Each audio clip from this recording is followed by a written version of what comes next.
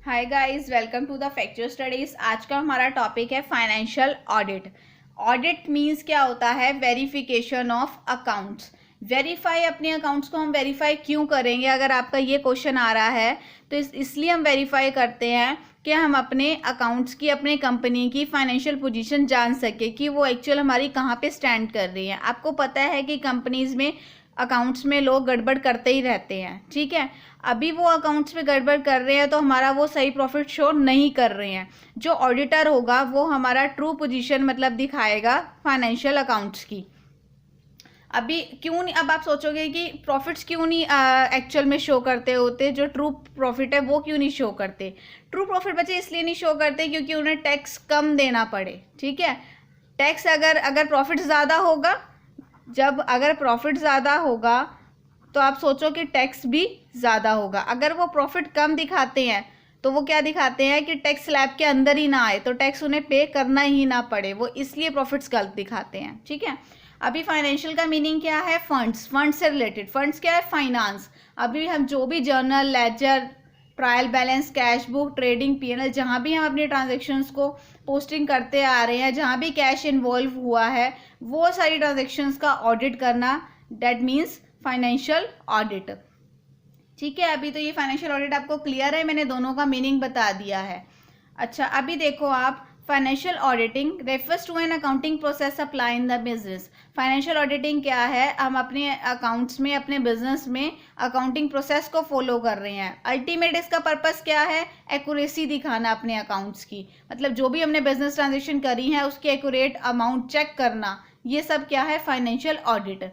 ये कब प्रिपेयर की जाती है? एनुअल बेसिस पे प्रिपेयर की जाती है। They are usually conducted, prepare नहीं, ऑडिटिंग कंडक्ट कब की जाती है? एनुअल बेसिस पे कंडक्ट की जाती है। उसके बाद ये करता कौन है? The financial audit process involve having auditors. कौन करता है? ऑडिटर्स करता है। इस प्रोसेस के अंदर इन्वॉल्व कौन होते हैं? ऑडिटर्स होते हैं, जो इवेल्युएट करते हैं फाइनेंशियल ट्रांजेक्शन। फाइनेंशियल मीन्स जहाँ पे जो कैश इन्वॉल्व है, फाइनेंस इन्वॉल्व है, उस ट्रांजेक्शन का इवेल्युएट करते हैं, फाइनेंशियल ट्रांजैक्शन का और स्टेटमेंट का, जो भी हमारे बिजनेस की फाइनेंशियल ट्रांजैक्शंस और स्टेटमेंट्स हैं।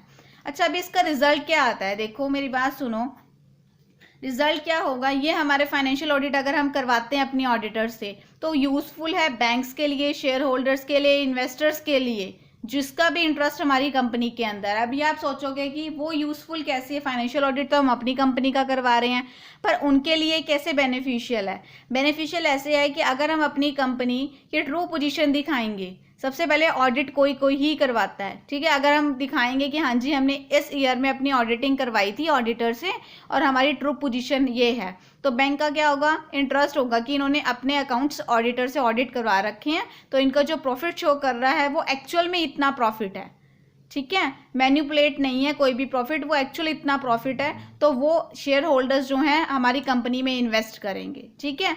इसलिए वो यूजफुल है ये फाइनेंशियल ऑडिट। अगर हम अपना फाइनेंशियल ऑडिट करवाते हैं तो शेयर होल्डर्स हैं, बैंकर्स हैं, या एनीबडी एल्स जिसका भी इंटरेस्ट है हमारी कंपनी के अंदर, वो क्या होते हैं? हमारे यहाँ पे अट्रैक्ट होते हैं कंपनी की तरफ। अब बेसिक प्रोसीजर क्या है फाइनेंशियल ऑडिट का, ठीक है। 4 की फेसेस हैं। सबसे पहले क्या है? Planning the audit.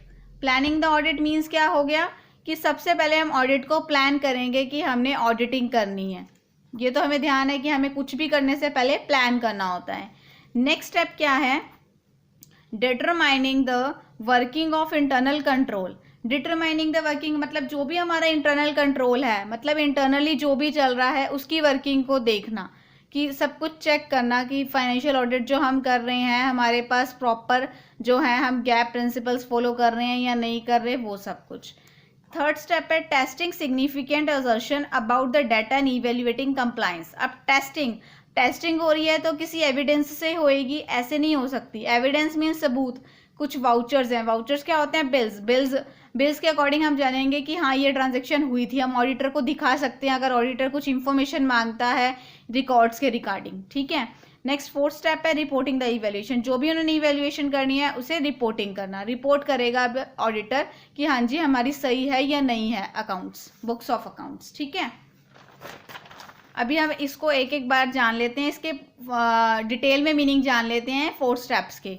देखो प्लानिंग, सबसे पहले प्लानिंग में क्या है, the process of financial audit begin with the plan. मैंने अभी आपको बताया कि फाइनेंशियल ऑडिट की जो स्टार्टिंग है प्रोसेस की, वो किससे स्टार्ट होती है, एक प्लान से स्टार्ट होती है। जब तक हम प्लान नहीं कर लेंगे, सबसे कुछ भी देख लो, अगर आप प्लान नहीं कर लेते तो आप सक्सेसफुल नहीं हो। अगर आपकी प्लानिंग होगी, इट मीन्स कि आपका आधा काम खत्म हो चुका है।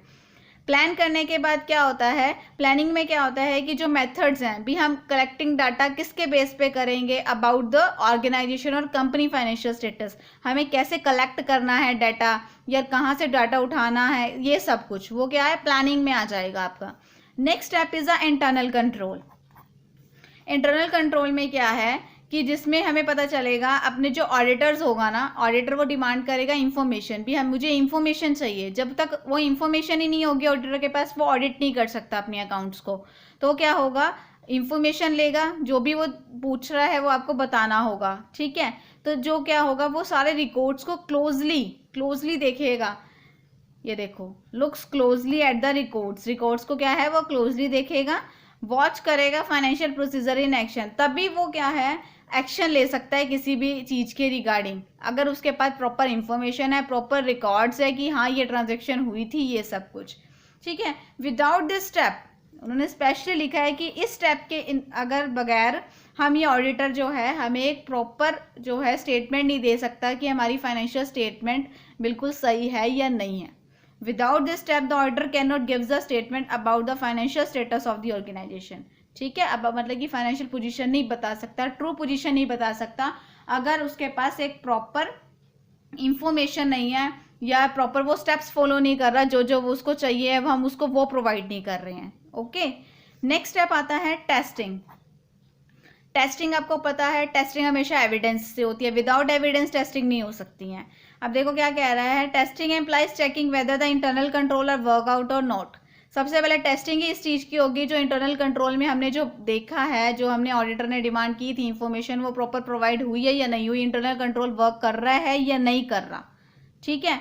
उसके बाद क्या है, अगर एविडेंस, हम ये चेक करेंगे कि अगर एविडेंस प्रॉपर गैप प्रिंसिपल्स के अकॉर्डिंग है। गैप क्या है, इसकी फुल फॉर्म क्या है, आप ये देख लो,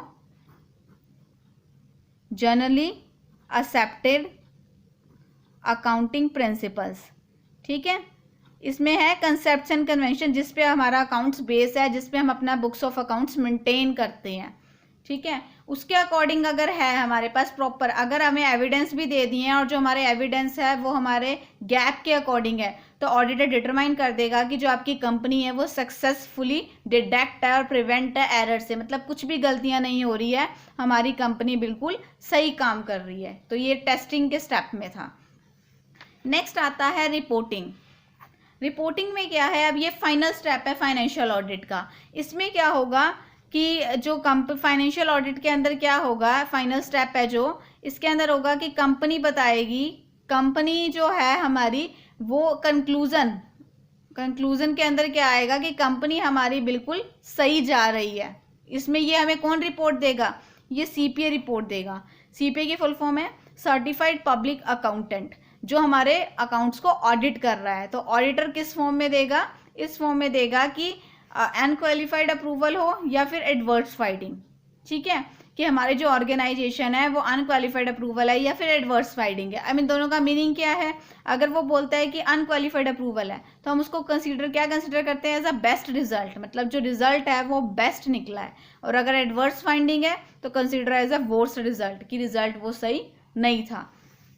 ये 4 स्टेप्स हैं जिससे हम अपना फाइनेंशियल ऑडिट करते हैं, ठीक है। फाइनेंशियल ऑडिट करवाना ज़रूरी होता है हर ऑर्गेनाइजेशन को। अगर हम करवा लेते हैं तो मैंने आपको बताया ये यूज़फुल है फिर, कि हर बंदे का, हर बैंक्स का, हर शेयर होल्डर्स का, हर इन्वेस्टर्स का जो है हमारे पे इंटरेस्ट रहता है, हमारी कंपनी में इंटरेस्ट रहता है कि वो हमारे पे विश्वास करके अपने पैसे जो है वो इन्वेस्ट कर सके। तो फाइनेंशियल ऑडिट करवाना हमारे लिए बेस्ट है। अभी आपको क्लियर है ऑडिट मीन्स क्या होता है और फाइनेंशियल मीन्स क्या होता है। मैंने प्रॉपर आपको मीनिंग बता दिया है, कब कब करवाया जाता है, क्यों करवाया जाता है ना, हेल्पफुल क्यों है, किस चीज़ के लिए हेल्पफुल है, और बेसिक प्रोसीजर बता दिए हैं 4 स्टेप्स।